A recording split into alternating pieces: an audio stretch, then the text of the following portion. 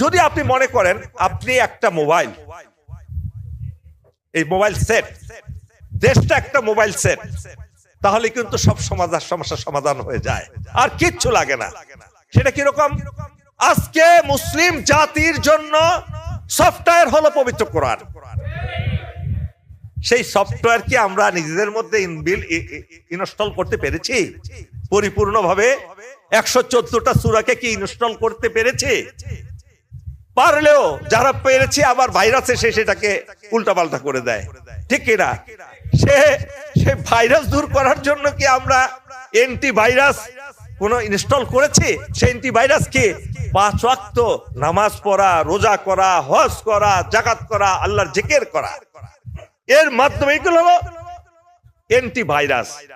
এই পুরো কোরআনকে আপনার ভিতরে যতক্ষণ না পর্যন্ত আপনি ইনস্টল করতে পারবেন পরিপূর্ণভাবে, এই দেশটা যদি মোবাইল চিন্তা করেন, কোরআনী আদর্শ ছাড়া এই দেশ কখনো শান্তি আসবে না।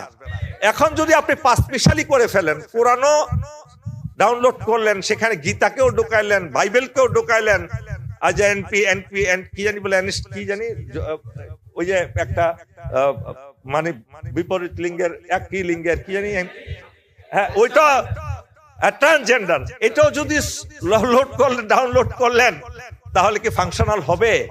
ঠিক আমাদের দেশের অবস্থা হয়ে গেছে সেটা।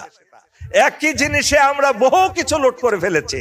সুতরাং এই আমাদের পশ্চাৎপদতার অন্যতম কারণ হলো আমাদের চিন্তা শক্তির অভাব, আমরা গভীর জ্ঞান অর্জন করার অভাব, এবং আমাদের মধ্যে ঐক্যের অভাব। আমরা ওয়াতাসিমু বিহাবলিল্লাহি জামিআ ওয়ালা তাফাররাকু এটা করতে পারি নাই, এখনো পারি নাই। যতক্ষণ আপনাদেরকে মনে রাখতে হবে, সর্বশেষ কথা আমি বলছি, আপনারা বিপ্লবে বিজয়ী হয়ে মনে করেছেন অনেক কিছু অর্জন করে ফেলেছেন।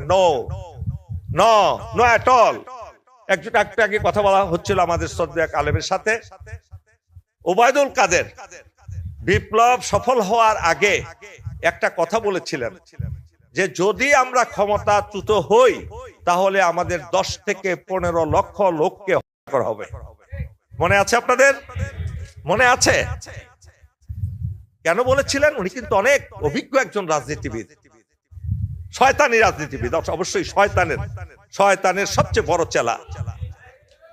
উনি তার অভিজ্ঞতার আলোকে বলেছেন এই 15 লক্ষ লোক প্রত্যেকেই হত্যাকারী, এই 15 লক্ষ লোক সকলে জুলুমকারী, অর্থ আত্মসাৎকারী, দেশ বিক্রিকারী, এমন কোন অপরাধ নাই যা তারা করেনি।